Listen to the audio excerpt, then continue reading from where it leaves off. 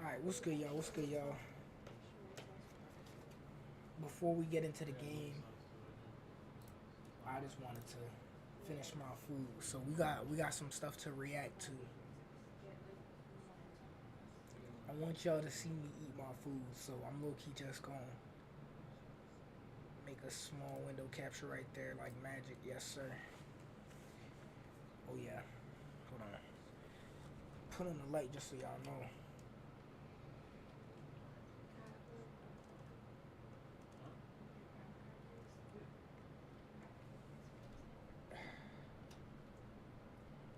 Pete. Oh, tell me that don't look good. Tell me that don't look good.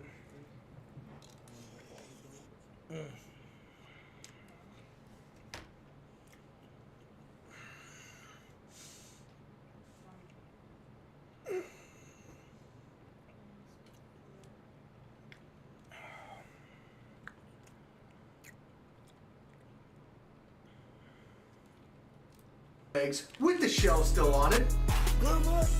Swallow. And all I have to do is eat this entire carton of eggs with the shell still on it. Swallow these 4 hot dogs without chewing them. Shout out on this gnarly looking cactus. Yo, twin, let me talk to you real quick. There's not even one person making you do this, bro. In one way, shape, or form, this is a demonstration of free will. Look at this nigga's face. He's not enjoying 1 second of this. Cause listen, the thing about posting content online is there's a process, right? Before you post something, first comes the idea, and that's where we should have stopped. This guy LA Beast, I'm scrolling through his channel. Bro, he's been doing this for years on end. This is not a one-off eating challenge. This is this nigga's life. No regard for human life, just munching away at cactuses. Yummers. And this isn't the only thing I'd consider an extreme when it comes to making content, cause real ass thought though, isn't one of the biggest reasons people choose to make content is because it seems easier than a 9 to 5. Which is not, bro. I've been sacrificing my non-existent social life for this shit, bro. Cut the show. I'm done. But when your content consists of you putting yourself through physical trials and tribulations, you gotta really ask, is the oil rigs that bad though? Cause think about it, you come home from work dirty as hell covered in oil. If your hands don't look like this while you're eating your lunch, you must be a liberal sissy. And what you do is you collect that oil, and after 30 years, you might have a full tank, maybe. Allow me to give you some more examples of this treacherous content I'm speaking of. One nigga that's been allowed to fly under the radar for too long is Coyote Peterson. I'm Coyote Peterson. I'm about to be bitten. Why the toe? If you think about it, this is really just another clout chaser. Spider. You just reached a new level. You don't really look like you want to do this though, do you, Coyote? You know, this guy's a wildlife David Attenborough, Steve-O situation. And to sum up his content, let me just dub over it. In this jar, we have what's known as an African tribe killer. Receiving its name after it bit a small African child, its powerful venom ended up killing the entire tribe. What's the nigga from from TikTok. Like Bluetooth or something of that nature. Now we're going to be receiving a lethal dose of this venom directly into our bloodstreams. I'm never doing a bit like that again, but you get the idea. The guy gets bit by stuff that you don't want to get bit by. And then just look at his reaction after getting stung by an executioner wasp. I would say that's an appropriate reaction after getting stung by He did this over and over and over, bro. an executioner wasp, gang. And then bro goes on to say this. If something got the then if it has the word execution in its name, I want no involvement. I want no involvement, bro. What are we talking about? Firmly answer your burning question. Yes. For me, this really is the end. Look at his recent videos, you lying ass nigga. 8 of 12 of the videos involved you being hurt by some form of wildlife, bruh. But whatever pays the bills, I guess, Coyote. Damn, Coyote's a tough ass name. To an extent, I'd understand somebody like Coyote doing things like this. Let me get that to an extent slowed and reverbed. But when people do dumbass challenges for like 50 seconds of fame, bro, your skull is hollow, give it a knock. But surely the phrase do it for the vine or do it for the gram has straight up claimed lives. Like those words used to move mountains, I'm telling you. For the gram? Yeah, for the two? For the thumbnail. Oh, if it's for the But you know the saying, you tell me to jump and I say how high? Stay with me now. For content creators, the people say they want good, entertaining content. And for some reason the reply is, so how many Tide Pods did you want me to eat? I got 3 in my hands right now. Sometimes I really think I'm a higher functioning life form, bro. Yes, my corners are receding, but you don't see me doing no dumbass challenges, alright? If I'm gonna do something for content, it's not gonna be on the lines of no David Blaine shenanigans. David Blaine is the CEO of just doing I went shit. and got a fluoroscopy, and I realized that you could actually make an aquarium in your stomach, and you could have koi fish, creatures, or anything.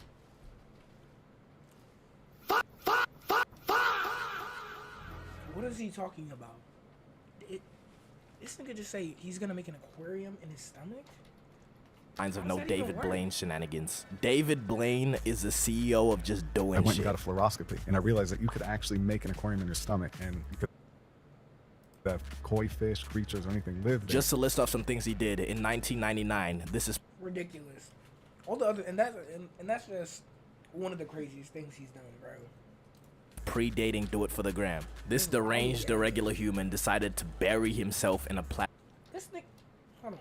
predating Do It For The Gram. This If I never met this nigga, never seen him a day in my life, I would have thought he was an accountant or some shit, or a janitor, or some regular ass job. He was. What is his job description even?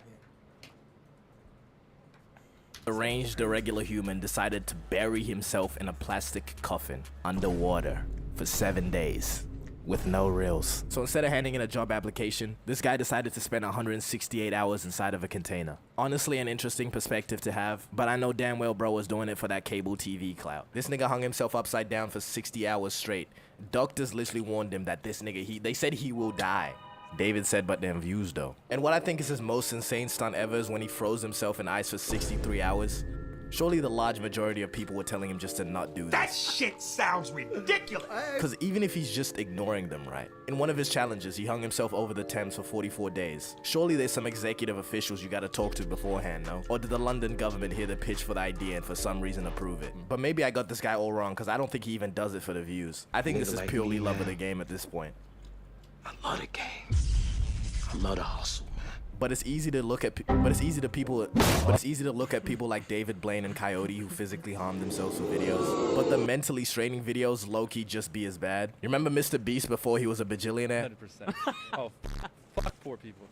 He said this in a full Gucci tracksuit, by the They way. ain't shit. And to this day, he claims he has negative money. Technically, everyone watching this video has more money than me. Stop the cap. In their bank account if you subtract the Lying ass equity nigga. value of my company, which doesn't buy me McDonald's in the morning. Jimmy!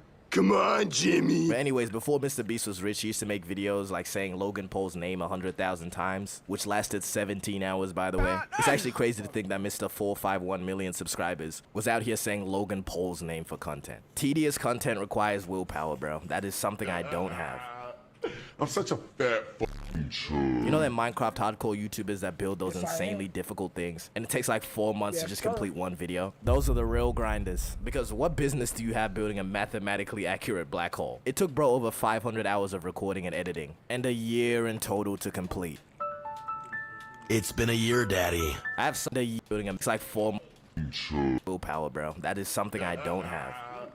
I'm such a fat fucking turd. You know that Minecraft hardcore YouTubers that build those insanely difficult things and it takes like 4 months to just complete one video? Those are the real grinders. Because what business do you have building a mathematically accurate black hole? It took bro over 500 hours of recording and editing and a year in total to complete.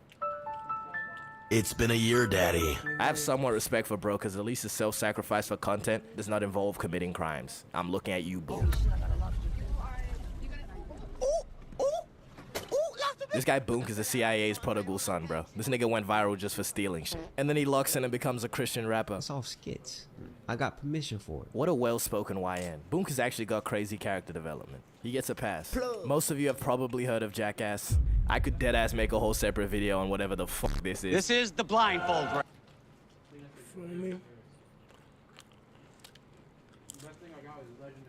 Race. We'll have 4 contestants compete in a 50-yard sprint, blindfolded.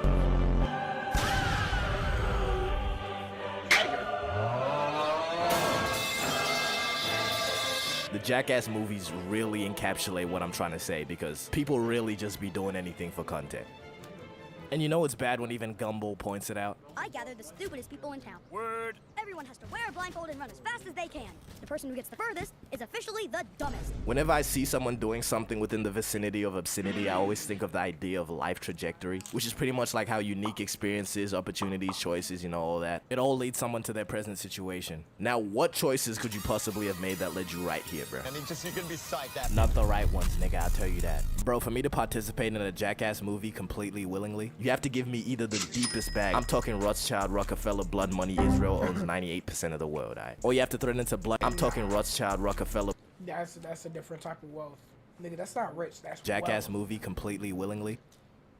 Generation. You have to give me either the deepest bag. I'm talking Rothschild, Rockefeller, blood money, Israel owns 98% of the world, alright? Or you have to throw it into Blood Eagle and Braz and Ball Me. Why that sounds zesty though? You know it's not right. Subscribe. It probably sounds like I'm exaggerating my conditions for participation, which I'm really not. I'm good off this. 2 2s to my word, Crody, I'm not doing this. Yo, you're sick to my stomach, The fam. crazy thing is I can't even show the worst ones from Jackass, and I doubt I'll even be allowed to describe it, so I'm not going to. But when I dive into the psyche of people that are willing to put themselves through some bullshit for the sake of content, I question if they're really all there in their head, you know? Let's take a look at Steve-O, probably the most successful person from Jackass. How much money do you think they paid him for the first season? Like $100 million or something like that, you know? That seems like a reasonable amount. They paid this nigga 1.5 grand.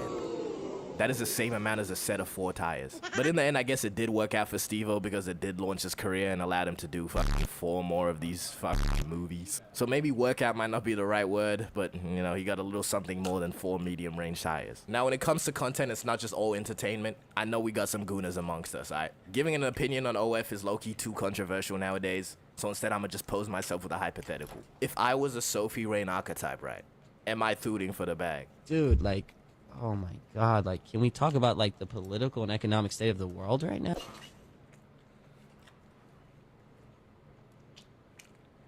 WVIP.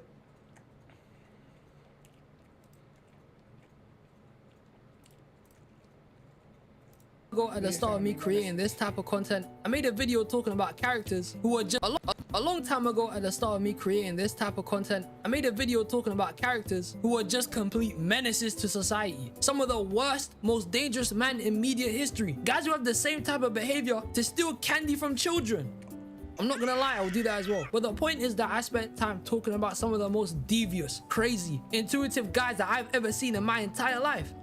And it low-key kind of did a little well. So I wanted to pivot this concept into speaking about some of the most evil, conniving, twisted people from anime. Because if it's one thing anime is known for, besides its peak fights, storytelling, transformations, and openings, it's the villains out here doing that madness. Whether they're reasonable for what they want to do to the world or to a specific group of people, or if they're just a hater and want to finesse everybody.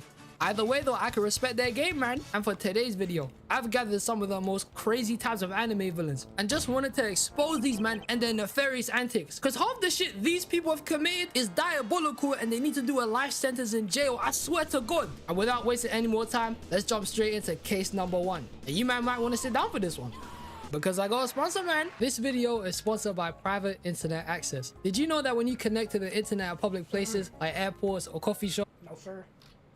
No free plugs. Nah, Nice try though.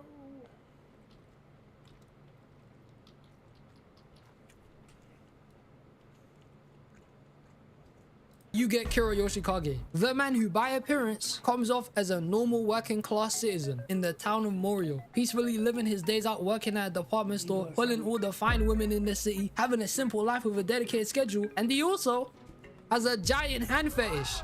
Yo, who is this guy, bro? Kira Yoshikage is a notorious serial killer who's out here murdering women and keeping their hands to most definitely do some weird shit. He always carries one around with him like his standard procedure. He has a hand in his house, in his coat pocket. While he was eating a sandwich, he ate the food off his hand. But the worst thing this guy did was when he started licking the sauce off the dead hand. Ugh, man, this guy's nasty. Even murderers don't move this disgusting when it comes to eating. Yo, at least most of these guys kill then eat, not merge this shit together. That's nasty as hell, man. Like, he definitely gives the vibe that he dines at Arby's and eats the meat mountain sandwich religiously there. Yo, no shade to anyone who eats at Arby's, but if you actually eat this shit, I need you gone, bro. This is diabolical. But this, no shade to anyone. How many slices of ham is this? 1, 2, 3, 4, 5, 6, 7, 8, 9, 10. That's like 10 slices. What? And look at that in the background. Who's eating on that? Who eats at Arby's, but if you actually eat this shit, I need you gone, bro. This is diabolical. But this, ladies and gentlemen, is how life is for Kira. By day, he's a simple man working a 9 to 5, and by night, well, let's say he's creaming his hands a little, you feel me? And with all the simplicity and nobody ever being able to figure out Kira's true identity, that day would all change when Shigechi's fat ass decided to one day jack Kira's sandwich bag while he was eating in the park. And in the sandwich bag was the severed hand he was carrying. And bro started panicking. He was moving like, ah, shit, I'm finna go to jail. I can't do it. I'm gonna get done out in there, I swear. So with that in mind, Kira starts tailing Shigechi, who followed up with Okuyasu and Josuke to go have lunch at school together. With him finally retrieving his sandwich bag, and he could go on his merry way, minding his own business and attending his duties. Until this guy Shigechi caught him with the bag, and since he thought he was stealing his lunch, he starts using his stand to steal the bag back, which rips the bag in half and reveals the hand that was inside it. And Shigechi didn't know what the hell was going on. He was like, what the hell is this? Where's my food, fam? But he didn't know that as soon as he saw that hand, it was game over for him, bro. Kira knew that as soon as he ripped the bag, he had to die. So he summons his stand, Killer Queen, which in my opinion is one of the hardest stands in JoJo. Like the majority of them, it's also a close range beat 'em up type of stand, with its special ability being to turn anything into a bomb. And Shigechi's stand is literally designed for stealing. Bro, this nigga's stand was so tough that he made a time bomb that would reset anytime he lost. Shit. So you can guess how this went. Kira got Killer Queen to hold out a coin, which Harvest gave to Shigechi, and then boom, blew up in his face. Somehow he's still alive. So he walks his finessed ass all the way over to where Josuke and Okuyasu are at to warn them about Kira. But as soon as this man touched the door handle, it was already too late. Killer Queen already made the door handle a bomb. This shit was just not right, bro. This guy Kira just already made the door handle a bomb. There's niggas walking in the background, by the way. This guy Kira just mugged a 14-year-old boy. He killed a kid. He's crazy. But this is just the beginning. Kira and Killer Queen just start doing the maddest shit throughout the whole season. As everyone starts investigating into Shigechi's murder, Jotaro and Koichi follow up on a clue they had from a button Harvest took from Kira, which ends up in them pulling up to a tailor. And as the tailor is reaching into Kira's blazer, this shit just comes out and finesses his hand. A little tank that is Killer Queen's second ability, Sheer Heart Attack. And this thing is hella broken, don't get it twisted. Sheer Heart Attack is a small immortal tank that follows high heat signatures and just blows up anything in his way. Like it finessed Jotaro. He got boomed here. It was so overpowered, it forced Koichi's stand to evolve. That's how busted it was. With it being able to freeze the tank in place, which forced Koichi's stand to evolve. That's how busted it was. With it being able to freeze the tank in place, which pulled Kira back to the scene. And I'm not gonna lie here, it looked like it was over for him. Josuke and Okuyasu pulled up and figured out he's the murderer. Koichi and Jotaro are healed. Like, I thought they were gonna jump Big Man. But it turns out Kira had other plans. Right after getting cornered, this fiend chops his hand off and uses sheer heart attack and dips. Then when Josuke uses crazy damage to heal his hand and the gang start chasing after it, they come to find out Aya is dead and Kira switched bodies. The man escaped. Yo, 10 out of 10 performance. I don't know how he pulled that shit, but that's cold, man. Kira has now switched bodies and became a man named Kosaku Kawajiri, a simple family man with a wife and a kid named Hayato. And this was Kira's chance to live a peaceful life, start over, have a family, which is a bonus, and move on with the rest of his days in peace and quiet. But Kira couldn't do that shit. He's too much of a weirdo. He started moving crazy. He was thinking too much about his fetishes. It was so bad that one day, Kira couldn't handle it anymore. He needed it. So one afternoon, he follows a couple into their apartment, blows up her boyfriend, then puts his ears on his girlfriend's like his earrings, then blows her up and only leaves her hand left. He's crazy. But I'm gonna keep 100 here. If you've seen JoJo's Bizarre Adventure, Kira has the most anticlimactic, most whole death out of any villain in this series, I swear down. Because the way he died was just some bullshit. But before I get into speaking about this, I must mention Killer Queen's third ability. So when Kira became Kosaku, Hayato knew he was sus from the minute he came home that day. So he's been investigating, doing some digging, and finding clues as to who his dad really is. And eventually, Kira's dad, who's a ghost, pulled up to him, and the arrow he was carrying stabbed Kira by itself, which gave him a third ability. Bites the dust. One of the most busted powers I've ever seen. And how it works is if anyone is to figure out Kira's true identity, he would put a bomb in them, which would explode and send them and himself back in time. The man had a failsafe. He tortured Hayato with this over and over again by putting him in a time loop of everyone dying as soon as he clocked who he was. It's mental. Though eventually, due to plot, Hayato outsmarts Kira and the gang figure out who he is without him resetting time, with Jotaro just beating the shit out of this man and taking his life. But remember when I said he has the most anticlimactic death of all JoJo villains? Yeah, so he dies to get run over. How do you die to this crap? You're a stat user. The rest of the villains in this franchise die to either the hands of the main characters or they just get put in a loop where they die over and over again. How did this man die to an ambulance backing up to try and save him? That's some dumb shit. Kira is a true demon. This man is just a creep. And if it wasn't for Shigechi mistaking his sandwich bag for his, this man would have kept doing his whole Dexter shenanigans. He's weird. Going on to my next villain, we have one of One Piece's greatest characters. A man who always has that shit on. A man who always stole the show every time he appeared on screen. A guy that is one of the most evil men to ever exist. The one and only Don Quixote Doflamingo. And yo, as much as I like Doflamingo's fit, I'm gonna call this shit out real quick. Why does this man have the worst case of jackups I've ever seen in my entire life? And no socks, fam. Who is this guy, bro? This man is worth tens of millions of berries. Proper stack. But he's out here wearing trousers like this, showing off his hairy ass legs. And dress shoes with no socks. Criminal. I hate to say it, but in my opinion, low-key.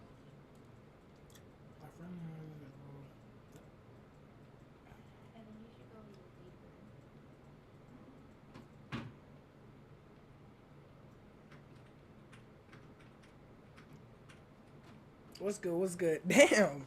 Yo, you just be dropping lore every time you up in the chat game. In this fit, the cape carries. I ain't standing by a man with jackups. That's crazy. But I digress. Doflamingo is one of the worst-hearted people in One Piece. Like, the man is a born and bred hater. There's no defense to anything he's done. From him being the biggest black market dealer selling smile fruits to Kaido, blackmailing the king of Dressrosa to buy the country from him, to then betray that deal and force the king into killing a bunch of his subjects, making Doflamingo look like a hero. Using sugar to turn a bunch of people into toys, had slaves working for him in the smile factory, killed his own brother. But he was a snitch, so I kind of understand that one. Made Bellamy his own punching bag and sold so many more nefarious stuff. Like, just look at his list. Look at all the crimes he's done. He's crazy. And by seeing all of this, you would think Doflamingo had to have some crazy, traumatic, depressing backstory which molded him into the villain he is now. I mean, it's kind of understandable, but it's not really. Ever since he was a child, Doflamingo has always been on a madness. From jump, he's always been a supremacist since his family was Celestial Dragons. And the Celestial Dragons are a bunch of waste men, all built like trash, out here wearing helmets like they're SpongeBob and Stanley's tank. Whack fits, solely known across the land for murking people for status and owning people as if they're property. Basically, they're horrible rich people. And Doflamingo's family were also Celestial Dragons from the Holy Land of Marizua. This place stinks, bro. Anyway, Doflamingo's family decided to leave their privileged afterlives since they're actually good people and go to start a whole new life elsewhere as normal townsfolk. But Doflamingo, he hated this. He was pressed at them leaving their life as upperclassmen. He didn't understand why his parents had to drag him and his brother into this giant change and them leaving their best lives to go be normal people. And to an extent, I kind of understand where he's coming from, because it literally makes zero sense. Why would anyone leave their rich life to go be normal? It's like saying you still want to be a millionaire, but you want to work at McDonald's. The food can't be that good.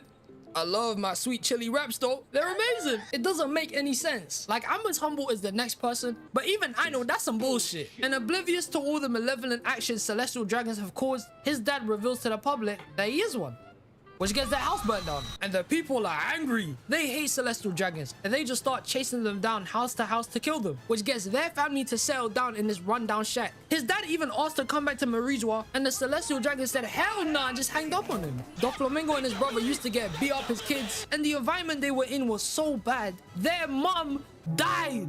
Their father indirectly caused this shit. No wonder this guy turned out the way he was. They took his life from him. But eventually the townsfolk found them and were trying to kill these men by burning them alive, which got Doflamingo so vexed, he unlocked his conqueror's hotkey and knocked out everyone. I'm counting this in self-defense, because Doflamingo's family ain't done shit and they trying to kill them. It's crazy. But you see what classism does to people, ladies and gentlemen? This is exactly why you should share your money, so we don't have these stupid tiers to society, and so we can all live in peace and harmony.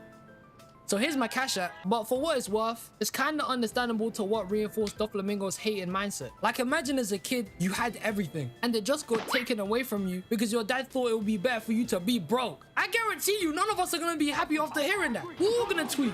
But for what Doflamingo did after this moment, yeah, I'm not defending this guy. So after Doflamingo saves his family, he meets a man who later will become one of his top executives, Treble. This ugly ass guy who convinced Doflamingo to kill his father, which he ends up doing since he thought by bringing his head back to Marijois, he could rejoin the Holy Land.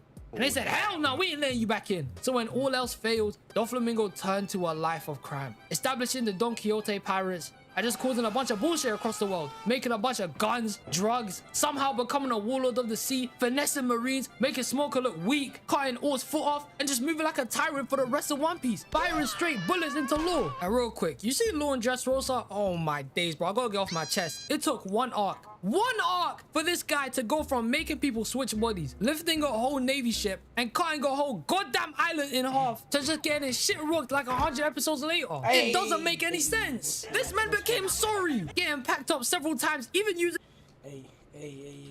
Let's salmon knife. He's just that guy who got finessed by Luffy and now he's in jail. But all in all, he's still diabolical. Moving on to my next villain, who's just evil incarnate, is Junko Enoshima from Danganronpa. Now, I've previously mentioned Danganronpa in a video where I spoke about death games I'm surviving. Y'all should go check it out. But the reason why the death game even exists is because of this woman right here, Junko Enoshima, a 17-year-old schoolgirl who used to be a student at Hope's Peak Academy, a school of which only people with specific talents are recruited to. And Junko's talent is being the ultimate fashionista, which is so far from being a genocidal maniac, but I'ma get there.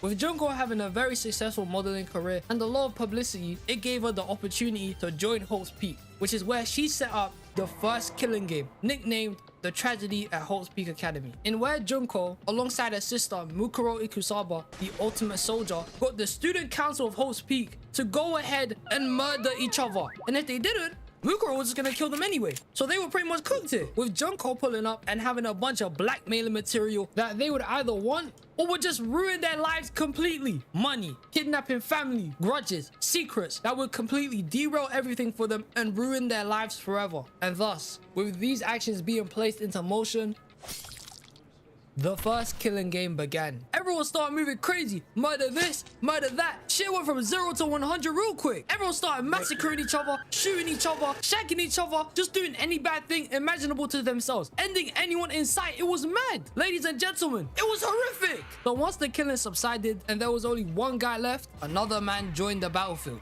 Izuru Kamakura. Now, before I keep yapping about Junko's crazy... Nah, bro. Yo, I missed my streak.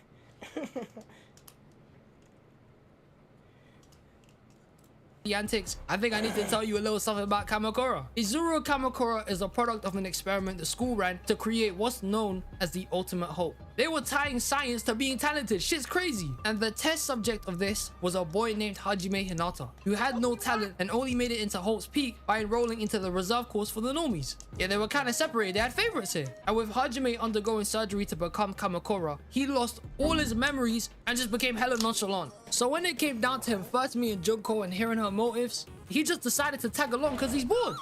Fair enough, man. So once Kamakura pulled up, he knocks the hell out of the last guy, and then that guy gets deleted while Junko starts. That's not fair. You gotta murk the whole class and then you get some super soldier at the end? Nah. Breaking into a strategy. After the killing game, she uses tapes of the event to broadcast them to the parents, police, and students of the reserve course to showcase Kamakura's existence, saying that Hope's Peak have been experimenting to create talented people, which basically made the parents feel like dickheads for spending their money sending their kids to the school, made the people in the reserve course feel stupid knowing they're basically making people to get into the better classes, and making the police hella suspicious of illegal experimentation going on at a high school. She's basically sabotaging the school's name so they look terrible in the public eye. For what, you may ask? Well, I'm finna get into that. A little before she made the first game, she met a boy named Ryota Mitarai, the ultimate animator, who dreams of making his own anime one day.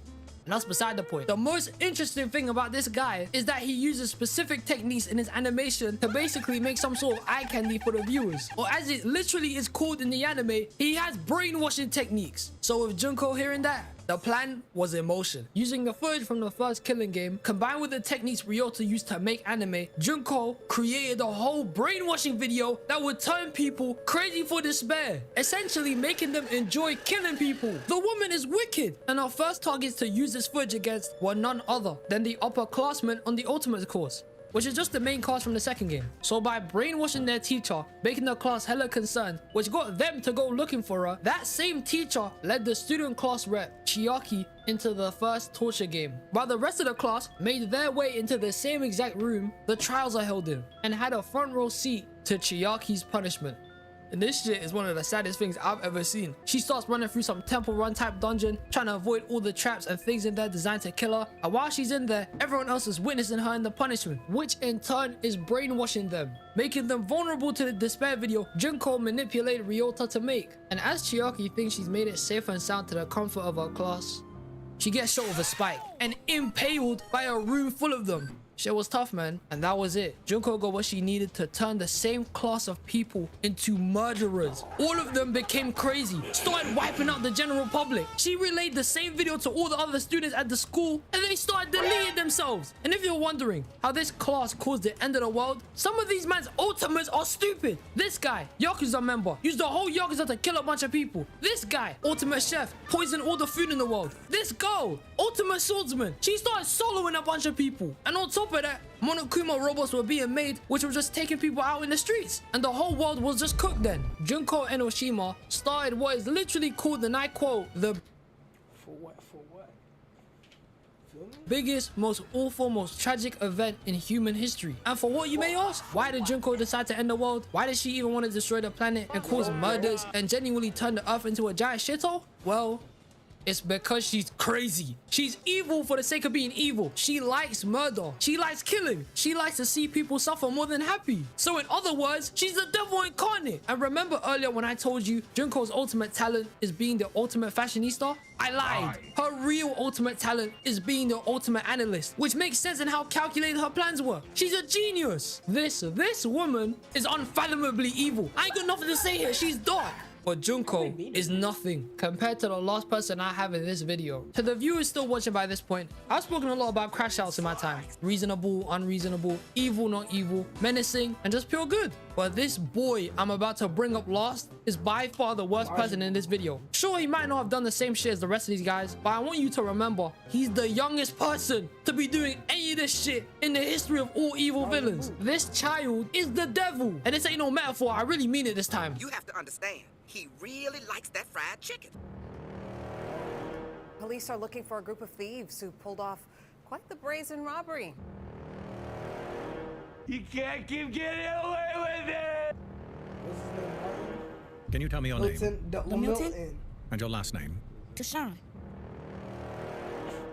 In my life, I've met a lot of crazy people, but this kid is the craziest guy I've ever seen, Lamilton. Now, when anyone talks about any menaces from the Boondocks, they usually only talk about Stinkmeaner, his hate toward Robert Freeman, the long vendetta he had toward the Freeman family, even cloning himself to spend the rest of his days trolling them. Well, what if I told you, me personally, I think Lamilton is worse than Stinkmeaner, solely because Stinkmeaner was dedicated to be a hater after he lost his eyesight, whereas Lamilton commits all of the crimes I'm about to tell you, man, and he's only 8 years old. So let me just run through everything Lamilton's done in the show, because he's a different type of evil. He stole his grandma's car and started driving it around like he's a madman, just causing a bunch of mayhem everywhere he went. He was smoking cigarettes. He admits constantly that he likes hurting people and doing bad things. Like, look at his mugshot. Why is he so confident here? He's stunting for his jail photo. What the hell is this man doing? And bless this guy's grandma, because apparently she's too dumb to see how crazy her 8-year-old grandson is. This kid is more menacing than Sukuna. Shit, he's on par with Frieza. And even after being forced by his grandma to apologize to the Freeman family about his actions, that was all some bullshit. Because the next time we hear from Lamilton, he beat up his grandma. Elder abuse. Charge this guy. Yo, this kid is so mad that a whole school counselor started tailing him. Then he pulled up to the Freeman house and started telling Granddad and Huey how much of a parasite this kid was, saying that he spent 2 years trying to help him and then another 2 years trying to lock him away. It was bad enough that Lamilton stole his grandma's car, but the fact that somebody from a school is following up on him is crazy. But this isn't even the worst to come with this guy, because what he does in the second half of this episode is mortifying. After Riley and Lamilton do a bunch of hooligan shit together, Riley decided he's tired and done for the day. And that's when Lamilton convinces him to watch movies at his house. Now you see right here, when they pull up to his crib, this is when you see this child is a psychopath. So when Huey starts chilling at Lamilton's house, Lamilton decides to put on a scary movie. Riley asks him, why do you watch these movies all the time? And this guy Lamilton just replies with, I like watching people get hurt. It looks fun to me. I want to hurt people. Brother, when I heard this for the first time, I was so lost. Whose mans is this? Where are his parents? Then Lamilton says that he wants to show Riley something. And this guy just pulls out a strap, fully loaded, magazine full pistol, telling Riley now they can hurt whoever they want, whenever they want. And then he forces Riley to go with him because he has a blick in his hands. An 8-year-old held another 8-year-old hostage. This guy's evil. Then the next hands. An 8-year-old held another 8-year-old hostage. This guy's evil. Then the next day, Lamilton pulls up on Riley, asking him why haven't they hung out to go be menaces again, with Riley just saying, I don't want to chill with you no more. Then this man just threatens him again with the blick. So Lamilton forces Riley to chill with him, telling him that they're gonna go rob this house and steal everything in there, until a dog starts barking at them crazy. Riley wanted to leave, but Lamilton, he takes his gun and deletes the dog from existence. He murked the dog for nothing. What the hell am I even supposed to say here? He's a demon. But don't worry, Lamilton has finally been backed by the police. They got him. Finally, the streets will be safer and life will be a lot more joyous again with this maniac of the streets.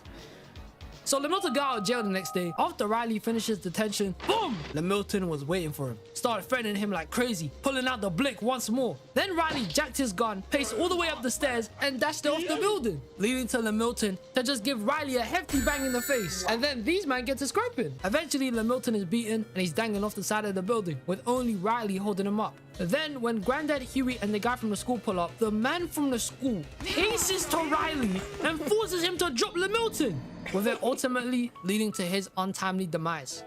Oh, I like Lamilton survived the fall, man. Then the school counselor just yeets himself onto Lamilton and tries to murk him. Again, this guy was dedicated. He knew the type of menace he was. Lamilton is the scariest 8-year-old I've ever seen in my life. And the most craziest thing about Lamilton is, you know how most of whatever happens in the Boondocks is based off real events? Lamilton is based off a real kid, Latarian Milton, who stole his grandma's car and crashed it like a madman.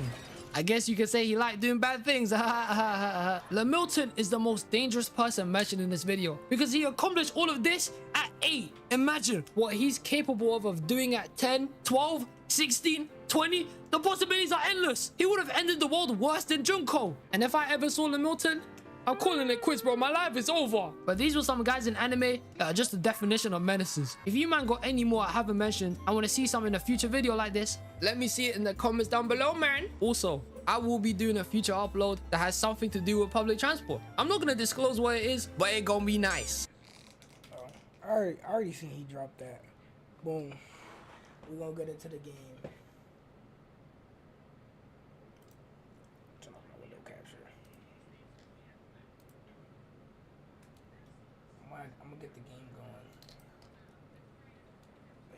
we playing Little Nightmares.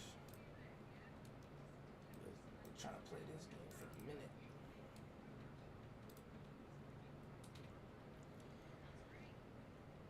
Excuse me, I went to the wrong screen.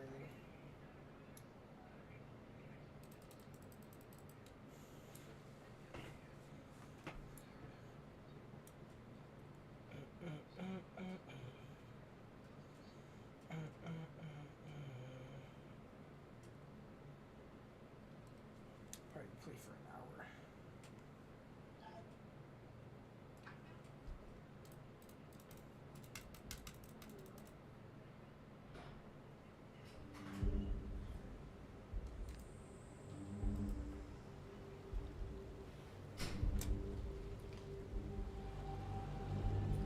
It's showing up on the.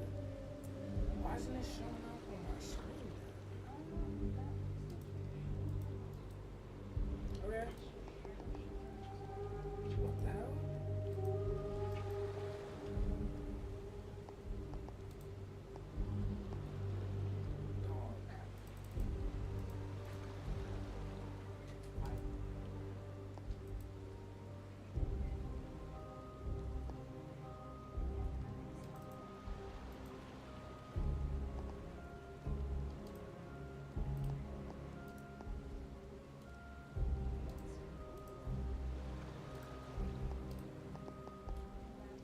We're gonna close this all together because it's about it.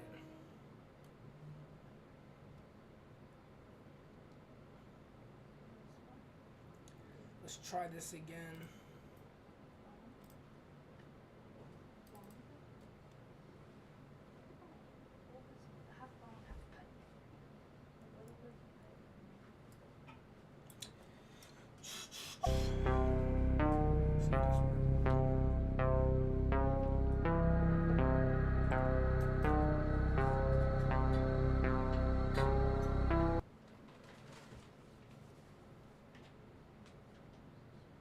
Dude, like it's popping up on the screen capture, but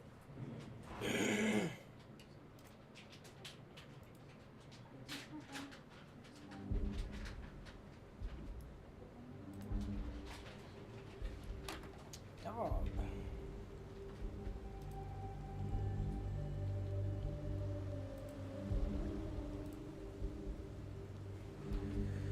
Like it's displaying everything right now, but it's not on my actual screen.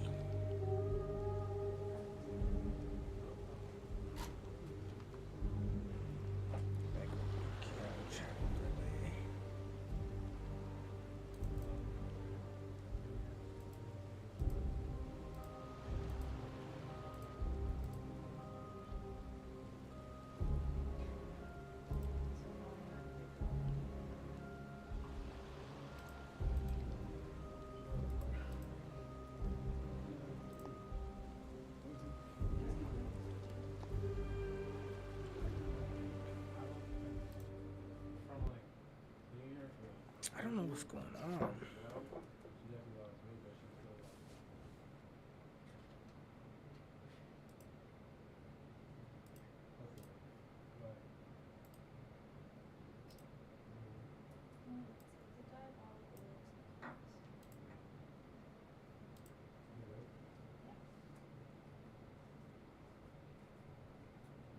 Okay, I think I got it working.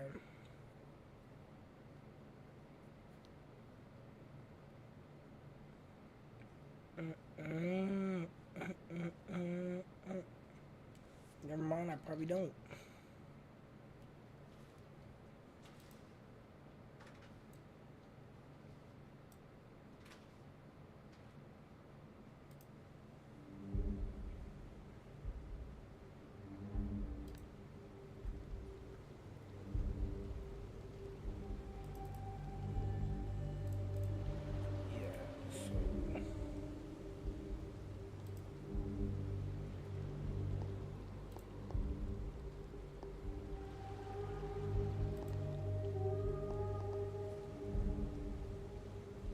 I played for a couple minutes before, but I don't play some. Cause the thing is, if I show y'all, it's just black on my screen, but it's displaying. So if I want to play, I have to play off the OBS, but that wouldn't make any sense. Cause I might have to reset the computer.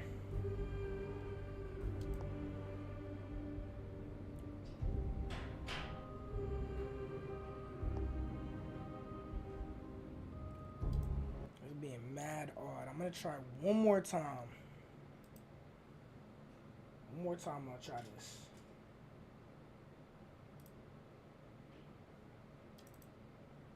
It was working before. It might have been on for too long.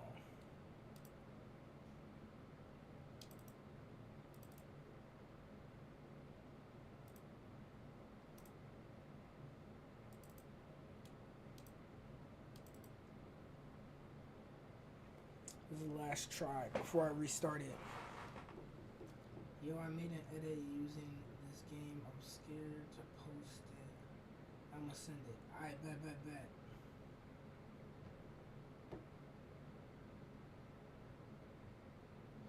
Yeah, nah, like, and the thing is with Little Nightmares, yeah, nah, I gotta reset the computer real quick, but the stream's gonna be right back up, y'all. Make sure y'all don't go nowhere. I'm gonna be right back. I'm gonna try it. I'm gonna see if it works. It's no work. It's no work. It's not working.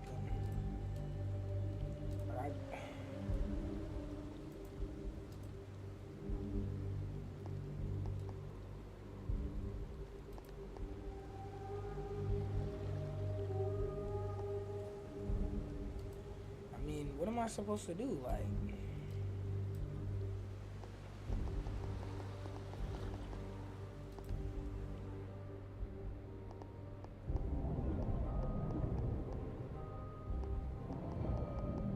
I like this. This is interesting.